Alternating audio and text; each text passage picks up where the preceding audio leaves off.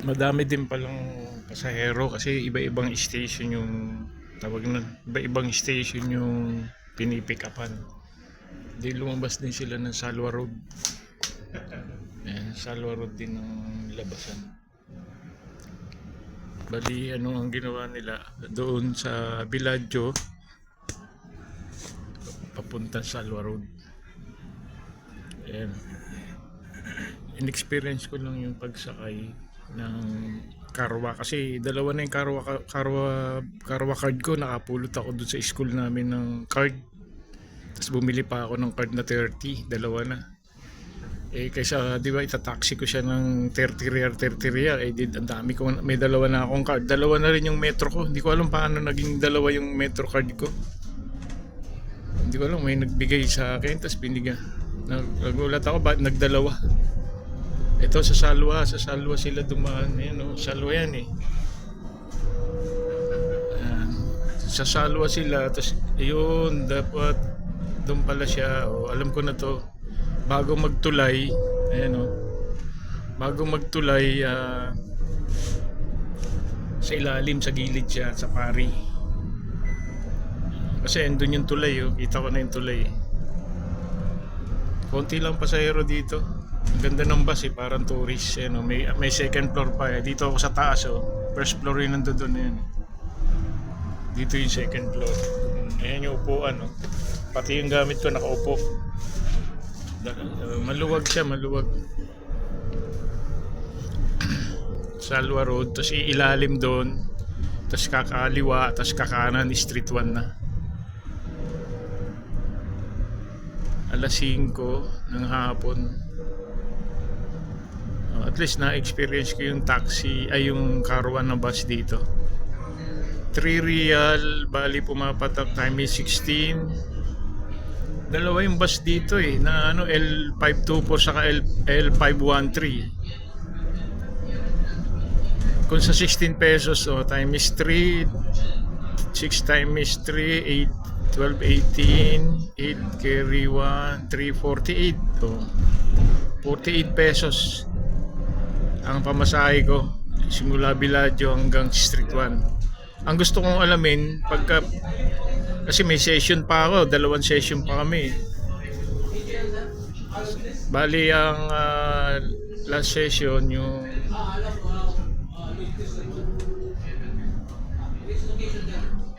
ayan sa pari na to yung tulay tama, tapos doon siya dadaan sa Street 1. Alamin ko yung bus station o bus stop kung saan ako pwedeng bumaba na malapit sa accommodation ko. Nakatipid ako ng 3 real, content 7 real kung mag-u-Uber ako simula Villaggio. Ngayon ang gusto ko malaman nga yung simula dyan sa Street 1 papuntang Suk diretso na Karwa na bus. Kasi kung Street 1 lang hanggang Villaggio, madali lang siya malapit lang Ang gusto ko yung simula Street 1 hanggang Sukwa Keep. Tanong ko mamaya sa driver bago ako bumaba. Experience lang to. Laman ko lang yung yan ito Street 1 na to sa amin. Ayan na. Binidyo ko lang, binulag ko lang para hindi ko makalimutan. Ayan. Charge to experience. Pag nag-for good, may maalala akong mapapanood papunta sa accommodation ko. Ito dito ako naglalakad yung area na yan. Papunta sa Saparian. Pag papunta sa akin, minsan binabike ko yan. Street 1 na to, tapos 2, 3, 4 hanggang dun yan, 57. Na experience ko rin, tagal ko nang gustong gawin to. Nung nakaraan, naghihintay ako, inabot na ako ng alas 12 ng gabi doon sa area na yun na sinakyan ko kanina. Inabot na ako doon yung station na yun, i-clip ko na lang dito yung yung number ng station. At least next time pag nasa Villaggio, alam ko na kung saan ako sasakay. Kasi ang tagal ko na rito. Almost 16 years, 17 years. Mag-18 na ako. Wala, hindi ko alam, hindi ko pa na-experience to 18 years Sa loob ng 18 years, ngayon ko lang nagawa sumakay ng bus, Karwa pa. Hindi ko alam kung anong bus stop to rito. Tanong natin. Paano ako papara dito? Hindi ko alam ang parahan dito.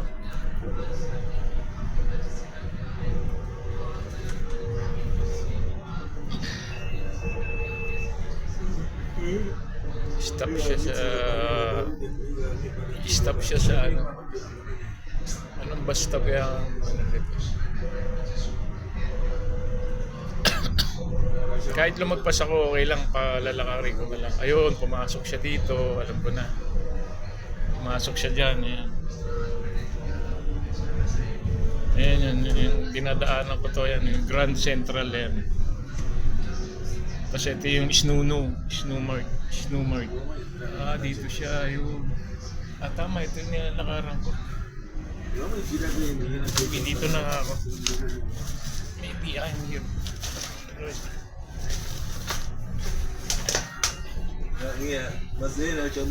Dito na ako, station. Alright.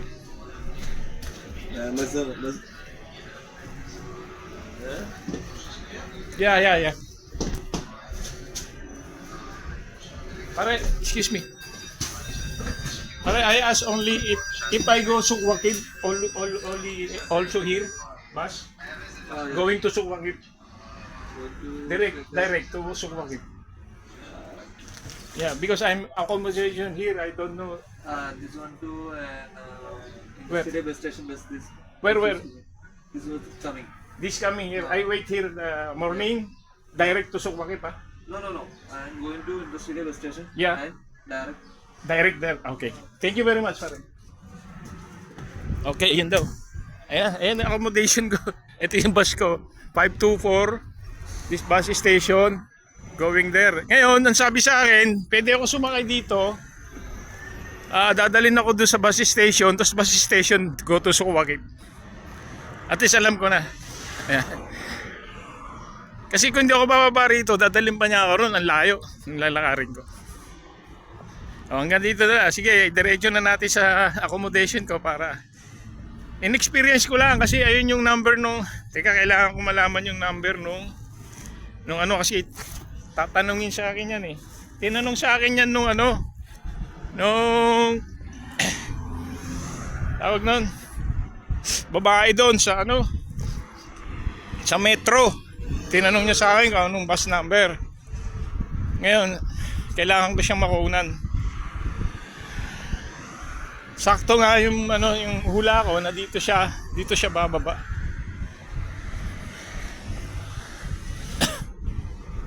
Ayan. 57653. Ito yung bus staff o bus Street 1 Industrial Area. Stop number 3 Northwest side. Ayan. Ito yung number na sasakyan ko. Dadalhin daw ako doon sa bus station, tapos bus station to go to Sukwakib direct. Ayan. Okay, Karwa. Ito yung waiting shed ang tawag dyan eh. Ganda waiting shed, may camera pa. Okay na. Ayan. I-vlog ko na lang to para hindi ko makalimutan yung experience na to. Na galing ako sa Sukwakib sa Alfardan School. Street photography namin. Bali ang oras doon 6 AM to 8 AM. Charge to experience, na late ako. Kasi layo eh. Almost 20 to 30 minutes ang biyahe ko. Papunta lang doon. Yung ibang mga classmate ko kasi malalapit lang sila doon. Kaya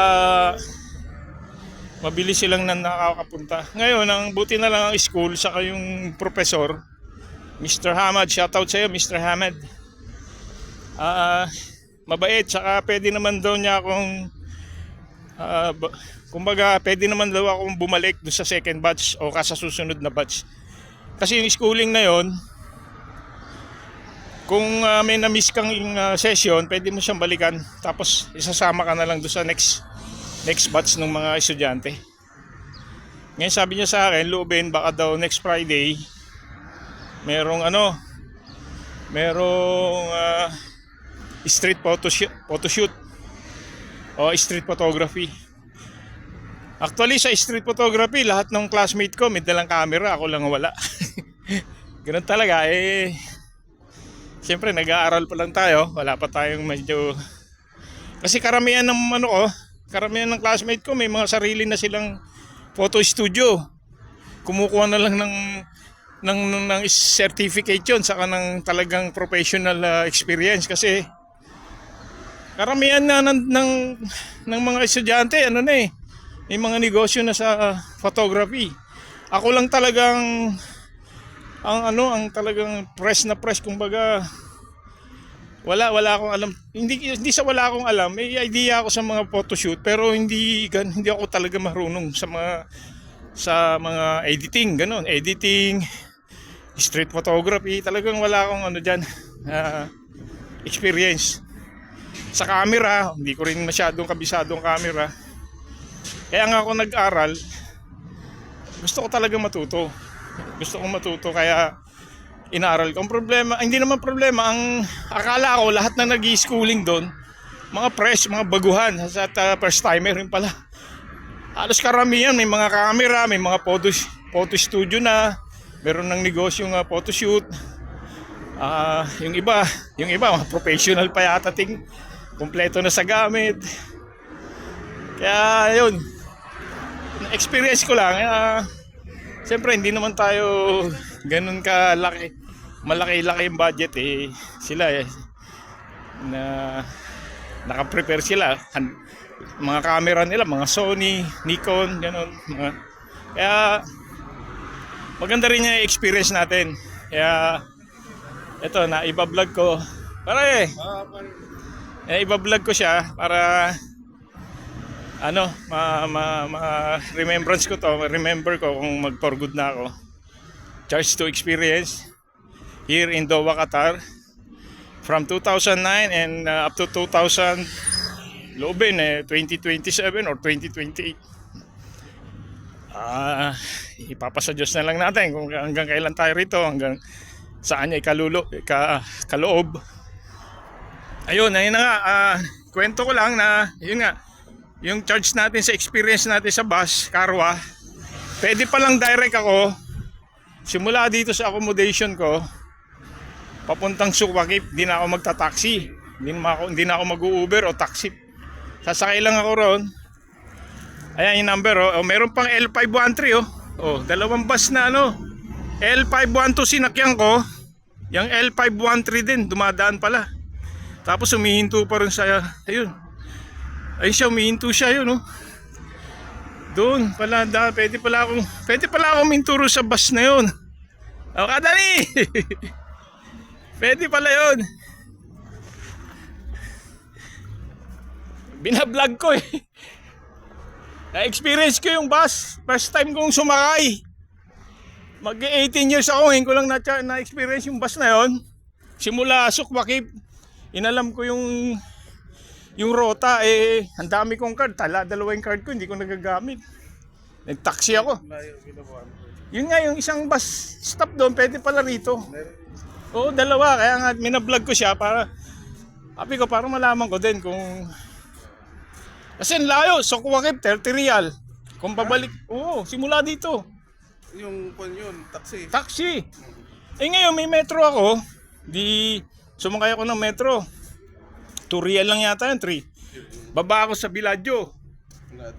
Villaggio, wala namang metro na bus na papunta rito. Karwa dapat. Di bumili ako ng card. Yung Karwa naman, 3 Rial, hindi ko alam kung saan ako sasakay. Wala akong apps nung mayroon pala application yan. Tingnan mo sa app ko. Tinanong ko yung bilihan ng card. Sinerge niya ako, buti sinerge niya ako. Sinend niya sa akin yung yung number nung hintayin ko na ano, lalakarin lang naman, nilakad ko. Tapos, ay maaga pa, sabi ko, Charles, experience ko na to.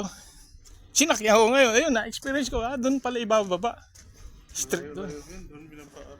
Oo, yung isang malaki doon. Malapit dito, meron pa dito. Ito pa pala isa.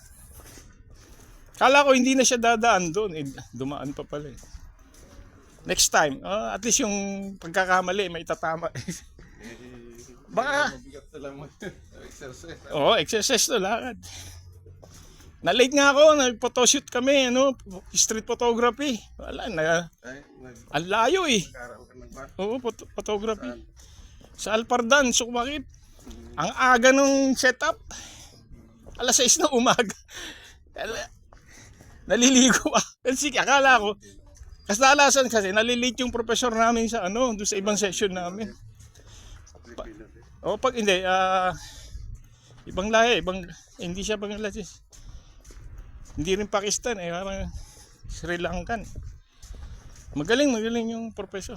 Ang dami nga namin na may dalang mga camera lahat. Sabi ko, ako lang. Bumili ka rin ng high-tech. Ako lang ang walang camera. yung mga classmate ko, yung mga business na studio eh. Kaya sabi ko, ba't nag-aaral pa? Yung pala, kumukuha lang sila ng certificate. Oo. Saka, kahit pa paano, mas iba pala yung nag-aaral eh. Kasi No? na shortcut na yun eh. At saka alam mo na Oo. kaysa mag-research ka pa unti-unti. Matagal lang Mahirap ka po. makabot. Sige, Adan eh. Hanggang dito na lang. Nandito na ako sa kwarto ko. Oh, ano nangyari dito sa aking bike? Somebody moving. Why like this? Isira to.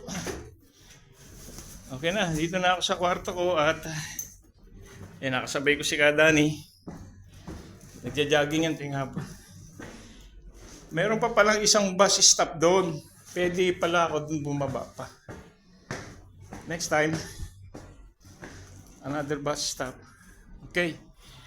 Charge to experience. Ayan yung area. Street 1. Pupunta ron. Ngayon, nandito na ako sa accommodation ko. Itutur ko kayo hanggang doon sa loob ng kwarto ko. Ay, hirap talaga pag sa bagay. Magagamit ko rin yan pagdating ng araw. Once upon a time, malaman natin kung sa looban ng Diyos, bigyan tayo ng mahababang buhay,